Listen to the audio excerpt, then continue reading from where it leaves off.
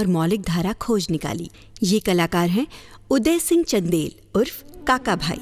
मैं काका को एक अपना बहुत अच्छा दोस्त के रूप में याद करना चाहता हूँ, जिनसे मेरी मुलाकात जो है वो आपातकाल के दौरान हुई और उसके बाद से हम लोगों में एक ऐसी चर्चा शुरू हुई जिसमें कला और साहित्य की बात भी शुरू हो गई।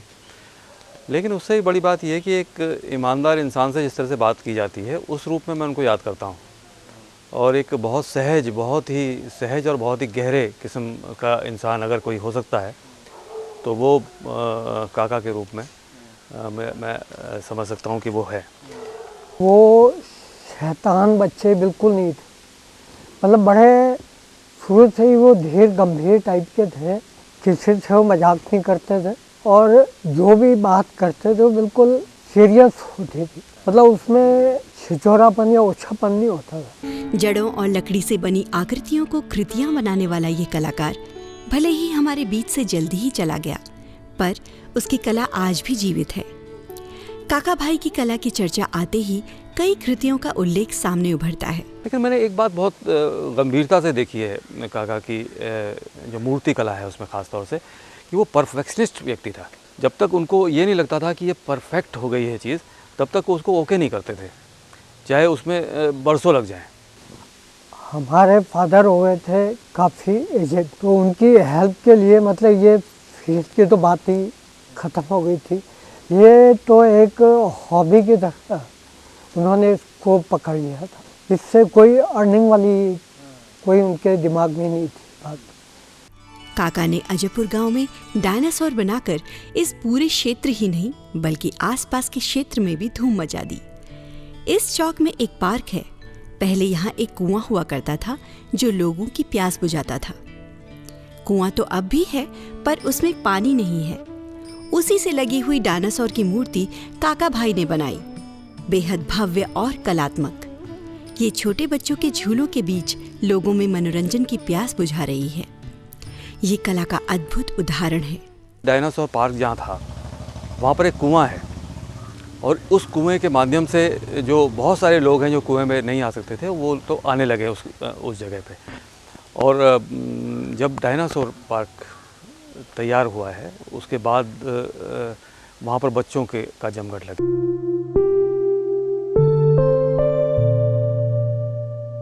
साथ ही भूया राजा ग्राम देवता के ठीक सामने काका ने एक बेहतरीन शेर बनाया है। इसकी भव्यता और कलात्मक दृष्टि युगों युगों तक इस पूरे क्षेत्र को सार्थक बनाती रहेगी।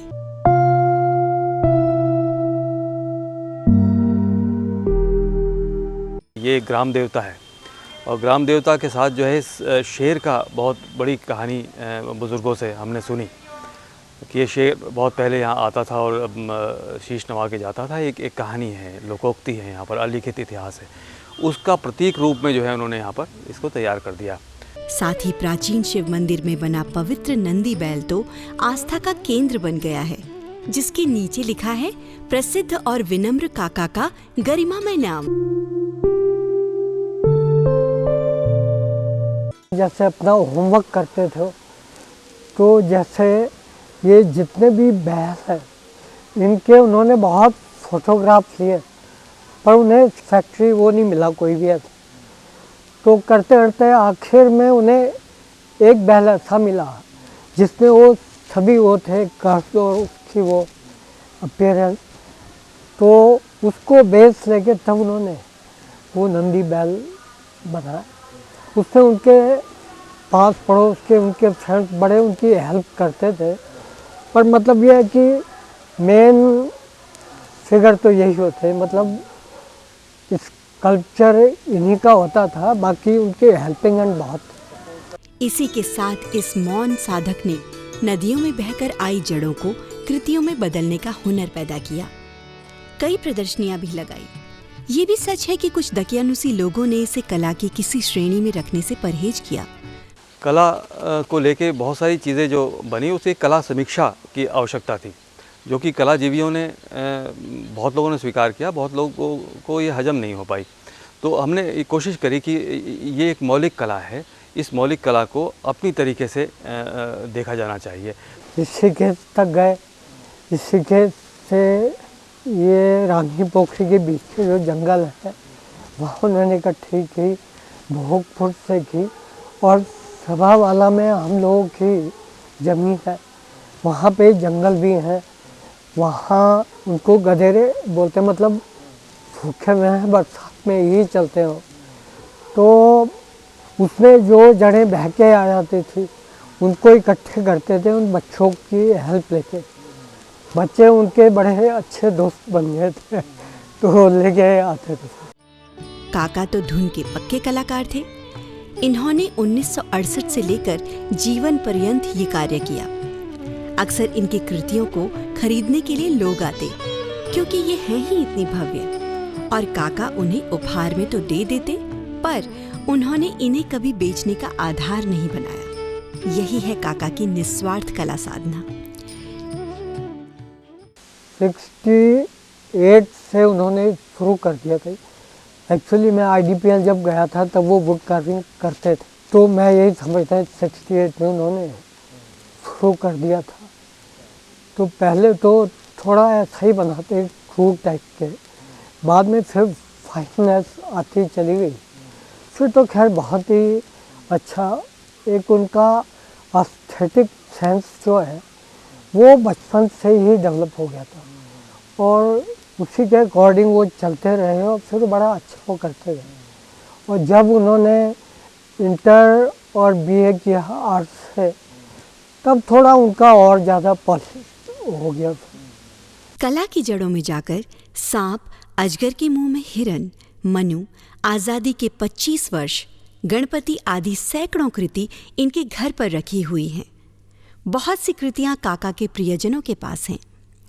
एकदम मन को छूने वाली इन कृतियों को देखकर अपलक निहारते रहने को मन करता है। ऐसा लगता है कि इन कृतियों की जीवंतता इस बात पर निर्भर करती है कि उन्हें इन बनाई हुई कृतियों के जीवित स्वरूप की पूरी जानकारी थी। मुद्राएं, आकार, कलात्मकता और लयात्मकता अद्भुत है। इन्हें संरक्षित किया जाना जरूरी है। एक संग्रहालय में इन्हें सुरक्षित रखना समाज का दायित्व है। उदय सिंह काका भाई पर डॉक्टर अतुल शर्मा ने एक पुस्तक भी लिखी है। उसका नाम है कहाँ हो काका भाई। प्रतीक्षा कर रही हैं धार में फंसी जड़ें। कहाँ हो काका भाई, काका के हाथ नहीं हैं, काका की आंख नहीं है, पर काका भाई हैं। इन जड़ों में जड़ें बहुत गहरी हैं। यहाँ आके जब मुझे बड़ी एक हादसा ये हुआ कि उनकी वो नहीं रहे, लेकिन यहाँ के मुझे लगा कि ऐसा तो नहीं है कि काका नहीं रहे। अगर हम आवाज़ लगाएं कि कहाँ हो काका भाई, तो काका भाई बोलेंगे, अपनी कला में बोलेंगे, अपनी कृतियों में बोलेंगे। उदय सिंह चंदेल काका भाई नगर निगम के पार्षद रहकर और नागरिक सुरक्षा से जुड़कर समाज सेवा करते रहे। इन्होंने आपातकाल में भी कार्य किया था और अंत में बीमारी से इनका निधन हो गया, पर वे अपनी कृतियों में आज भी जीवित हैं।